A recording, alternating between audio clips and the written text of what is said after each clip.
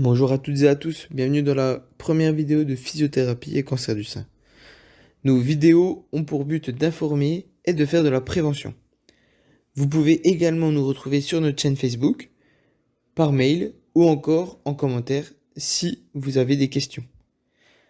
Dans cette vidéo, nous parlerons de l'anatomie du sein et la physiopathologie du cancer du sein ainsi que la prise en charge pluridisciplinaire.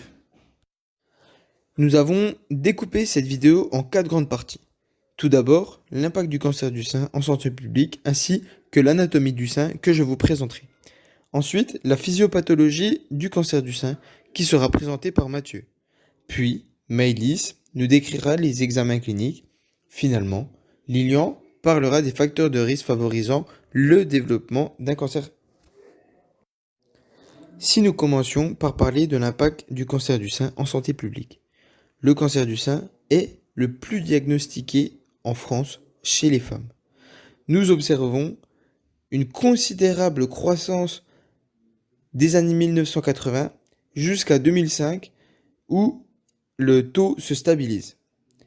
Plusieurs facteurs ne sont pas à négliger, tels que l'âge, les facteurs de risque dont nous parlerons plus tard, le mode de vie, l'environnement, etc., etc. Il nous paraît important de rappeler la présence d'un pic d'incidence pour les 45-65 ans. En 2012, 49 000 nouveaux cas ont été recensés. En 2015, plus de 51% des femmes se faisaient dépister. Ensuite, voici un schéma du sein. Nous pouvons voir plusieurs éléments importants, tels que les canaux lymphatiques en postérieur, ensuite une couche de tissu adipeux qui entoure la masse volumineuse du sein, ici représentée en jaune, puis à l'intérieur des glandes qui seront reliées au mamelon par des canaux galactophores, ici représentés par les petits traits blancs qui vont du mamelon jusqu'aux glandes, elles-mêmes représentées en bleu. Pour ce qui est de la situation topographique de la glande mammaire, tout d'abord, le sein correspond à la projection de la glande mammaire. La glande mammaire repose sur un plancher musculaire, sur le muscle grand pectoral. Cette glande mammaire se situe entre la deuxième et la sixième côte. La glande mammaire correspond à une glande sudoripare modifiée qui produit du lait en période postpartum, mais également une glande sous régulation hormonale telles que les œstrogènes, la progestérone, la prolactine en période d'allaitement. Des tissus adipeux. Nous retrouvons également un revêtement épais en périphérie qui s'amassit au voisinage de l'aréole. Le mamelon est cylindrique, pigmenté, séparé de l'aréole par un sillon. À sa surface, on retrouve des canaux galactophores disposés de façon circonférentielle. L'aréole est un disque cutané de 15 à 30 mm de diamètre.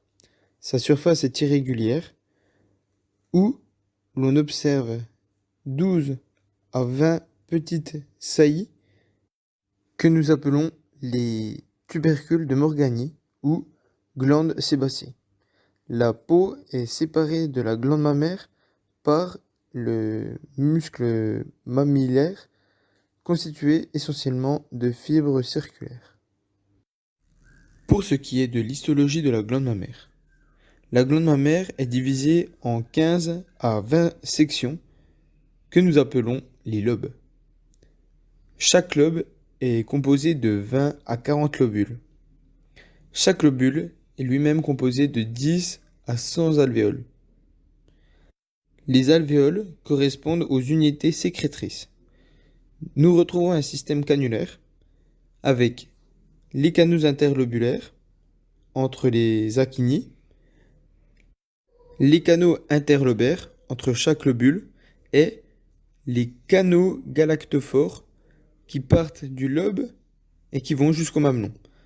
Dans leur portion distale, ils se dilatent pour former le sillon galactifère et sortir au niveau des pores du mamelon, qui se dirige vers la voie supraclaviculaire, le sein opposé est la voie parasternale. Mais il existe également le réseau lymphatique glandulaire, qui présente également deux types de collecteurs, ceux qui repartent dans le plexus sous-aréolaire et les autres qui quittent la glande par sa périphérie. Mais ce réseau lymphatique est également composé de ganglions axillaires. Il y a environ 10 à 40 ganglions qui forment une masse et il y a 5 groupes de ganglions. Inférieur, mammaire externe, central, sous-claviculaire et scapulaire. Nous allons voir le but de ce réseau lymphatique. Tout d'abord, le système lymphatique aide à combattre les infections. Il est formé de vaisseaux lymphatiques, de la lymphe, des ganglions lymphatiques, de la moelle osseuse ainsi que d'organes lymphoïdes, tels que le thymus, les végétations adénoïdes, les amygdales et la rate. Le réseau lymphatique permet de faire circuler la lymphe en recueillant puis en évacuant des tissus pour faire circuler jusqu'aux ganglions lymphatiques. Finalement, la lymphe peut également faire circuler les cellules cancéreuses. Dans cette partie, nous allons parler de la physiopathologie du cancer du sein, où l'on va avoir plusieurs éléments que nous allons nous intéresser, qui sont la définition du cancer, dans un premier temps, puis on va parler un petit peu de sémantique, et on finira dans cette partie des différents types de cancer du sein que nous pouvons retrouver et qui sont donc les plus courants. Ici, nous allons parler donc de la définition du cancer. Qu'est-ce que le cancer? Donc la première chose qu'il faut savoir, c'est que c'est une maladie qui touche donc les cellules, comme nous pouvons voir ici sur l'image à côté, où une cellule est schématisée. Et il faut savoir dans un premier temps que la cellule, c'est la plus petite unité du corps, qui est commune donc à tous les organismes vivants, et disposant donc d'un matériel génétique ADN, ARN. Et ce matériel génétique va lui permettre de se dupliquer et notamment de donner des cellules appelées cellules filles par la suite. Donc une cellule cancéreuse, c'est une cellule qui est modifiée et lorsque la cellule est modifiée, nous allons avoir des modifications au niveau des propriétés génétiques mais aussi morphologiques de la cellule. Et donc lorsque ces cellules se dupliquent, elles vont donner des cellules avec un matériel génétique modifié qui va bien sûr se transmettre de génération en génération, donc d'une cellule mère, puis de cellules filles, et ainsi de suite. Et ainsi, lorsque les cellules cancéreuses vont se multiplier, elles vont avoir tendance à venir se regrouper et former une masse que l'on va appeler tumeur maligne. Donc, par la suite, on va voir ce qu'on appelle le cancer in situ, lorsque la tumeur reste dans son tissu d'origine. Dans le cas ici, elle va rester dans le sein. Puis, nous allons parler de cancer infiltrant lorsque les cellules de la tumeur maligne vont quitter le tissu d'origine pour venir envahir le tissu voisin, qui pourra être, par exemple, la graisse que l'on va retrouver au niveau du sein. Puis, nous avons une autre catégorie, au niveau de la sémantique, qu'on appelle les métastases.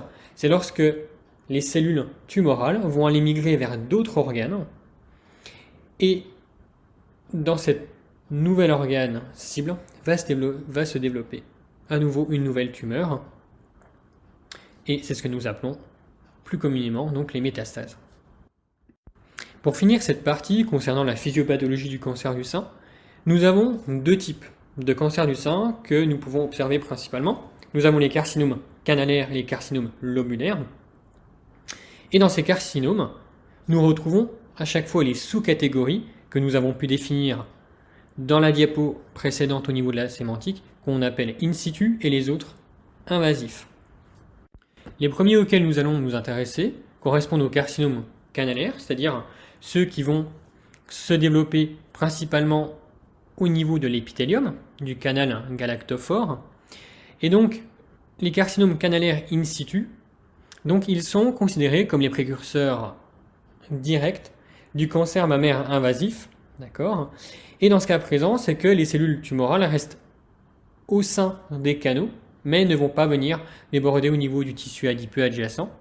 Et donc, ils sont pour la plupart du temps découverts lors d'une mammographie, qui est l'un des examens le plus effectué, et la plupart du temps nous retrouvons une masse lors de l'examen.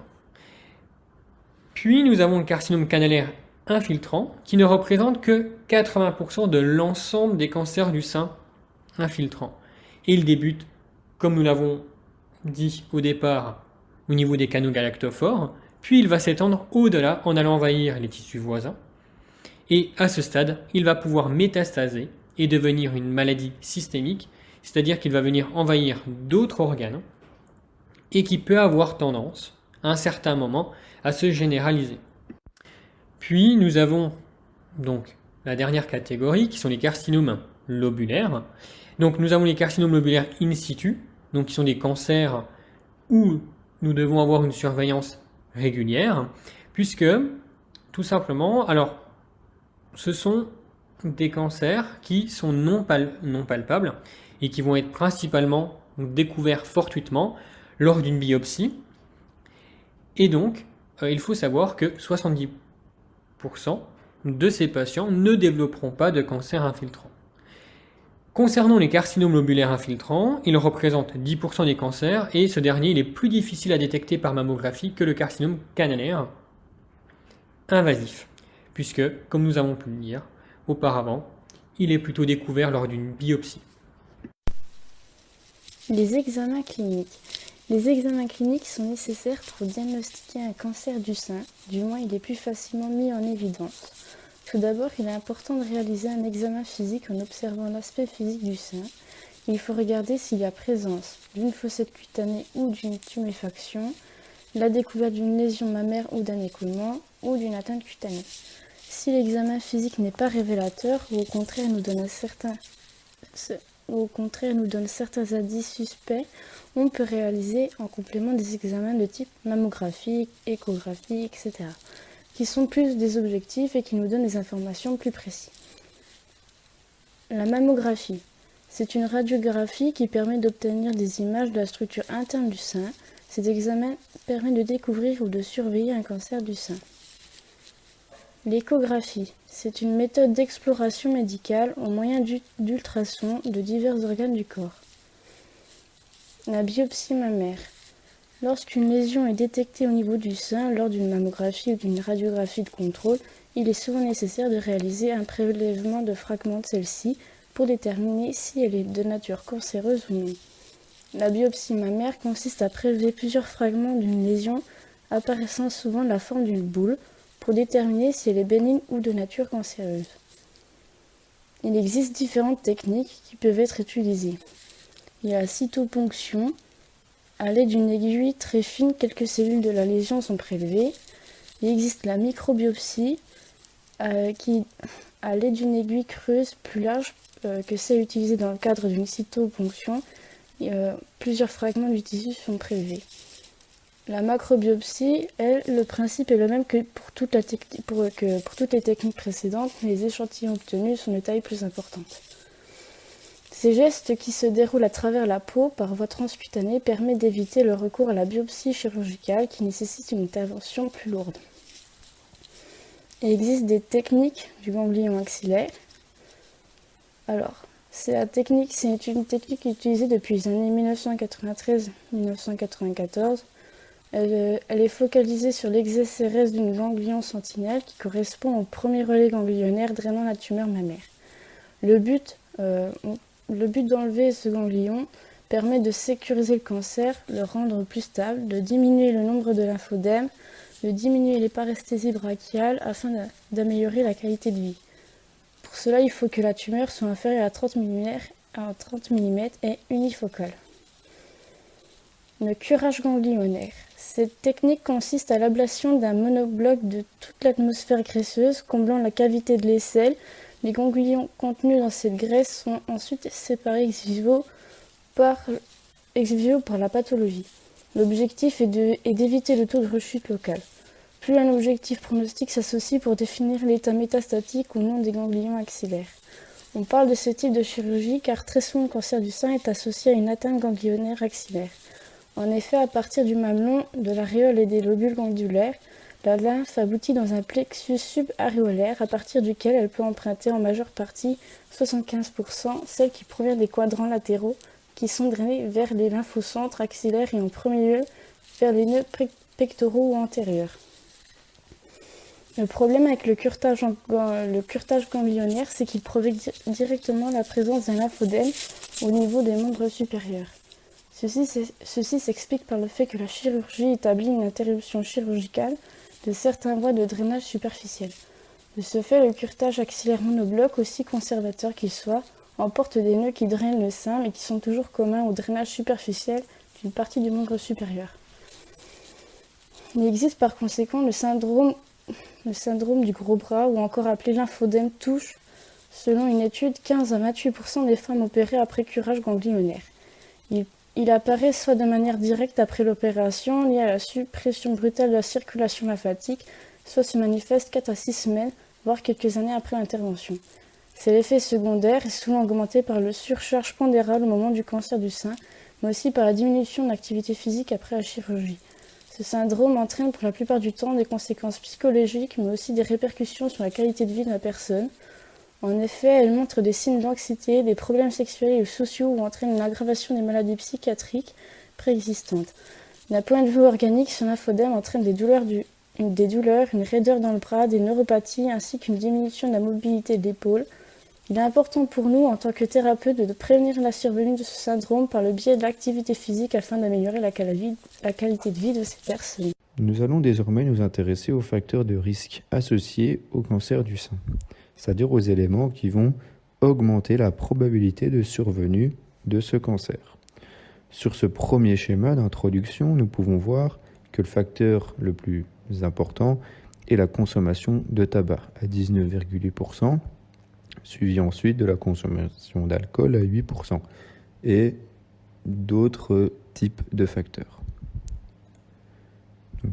En effet, nous allons voir qu'il existe différents types de facteurs de risque, notamment, premièrement, la qualité de vie, le taux d'estrogène, des facteurs reproductifs. Nous allons voir aussi qu'il y a des facteurs héréditaires et génétiques, et enfin des facteurs liés à l'âge. Donc d'abord, le mode de vie. En effet, selon plusieurs études, une consommation excessive d'alcool et ou une alimentation trop riche en graisse, ce qui serait à l'origine du mauvais cholestérol, le cholestérol qu'on appelle LDL, eh bien ces comportements augmenteraient les risques de développer un cancer du sein. En effet, la consommation excessive d'alcool, on le sait, elle entraîne une augmentation du taux d'estrogène dans le sang et déclenche donc l'arrivée de nombreux récepteurs à ces estrogènes.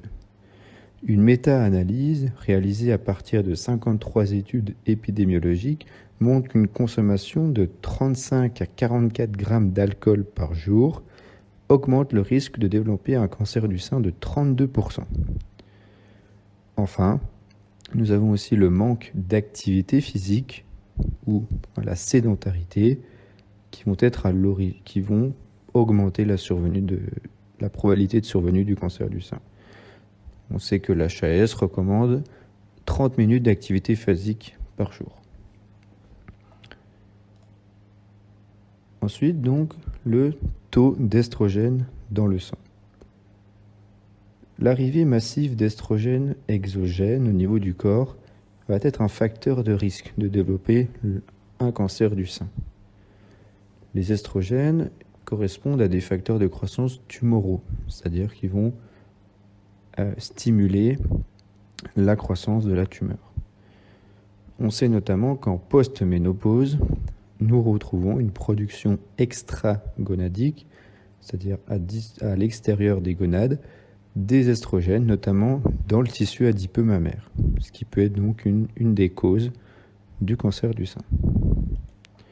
Nous avons ensuite des facteurs de reproduction, tels qu'une puberté précoce, c'est-à-dire qui aurait lieu avant l'âge de 11 ans, à l'inverse, une ménopause tardive, après 55 ans, où nous avons encore un âge avancé de la première grossesse, c'est-à-dire une grossesse après 30 ans. Enfin, nous avons également des facteurs héréditaires et génétique. Donc il existe au niveau de l'ADN des gènes qui vont coder pour des protéines dites suppresseurs de tumeurs. Mais donc lorsque ces gènes vont être mutés, leur fonction va être dégradée. Premièrement, nous avons le gène BRCA1. Si ce gène est muté, cela va entraîner une dérégulation au niveau des checkpoints des cycles cellulaires, à l'origine d'une instabilité génétique, et ça peut même conduire jusqu'à la mort cellulaire. Nous avons également le gène BRCA2 qui lui régule la réparation des brins d'ADN, souvent les cassures double brin. Lorsque ce gène est muté, la réparation des brins d'ADN ne se fait plus. La mutation du gène BRCA2 est impliquée dans les cancers invasifs de haut grade. Donc pour résumer, la mutation de ces gènes qui codent pour des protéines suppresseurs de tumeurs est responsable de 20 à 25% des cancers du sein héréditaires et à 5 à 10% de l'ensemble des cancers du sein. Nous avons également un deuxième phénomène qui est la surexpression de HER2, qui va être responsable d'une amplification et de réarrangement génique. Ce phénomène est responsable de 20% des cancers du sein primaire. Cette diapositive illustre deux types de mutations génétiques. Premièrement, sur le schéma A, nous avons à la base une cellule souche, appelée aussi cellule progénitrice, qui subit une mutation aléatoire, cette mutation donnant une cellule cancéreuse. Cette cellule cancéreuse est ensuite soumise à des facteurs carcinogènes qui ont donné trois types de cellules cancéreuses avec des propriétés distinctes. Ces propriétés différentes vont conduire à donner trois grandes classes de cancers du sein différents qui sont les cancers infiltrants, les cancers in situ et les cancers métastatiques, dont on a parlé au début de cette vidéo. Sur le second schéma, nous avons notre cellule souche qui subit des mutations aléatoires et qui donne directement trois types de cellules cancéreuses avec chacune des propriétés différentes. Ensuite, des facteurs carcinogènes interviennent pour donner aux cellules leurs propriétés bien distinctes. En tant que cellules différenciées et matures, ces dernières subissent ensuite toutes les transformations génétiques et épigénétiques qui conduisent à renforcer les caractéristiques des cellules. Enfin, dernière partie, nous allons nous intéresser à la prise en charge du cancer du sein. Cette dernière est dite pluridisciplinaire car elle va mettre en jeu l'action de différents professionnels de santé. De manière générale, c'est d'abord le médecin généraliste qui va déceler la tumeur lors de l'examen physique clinique.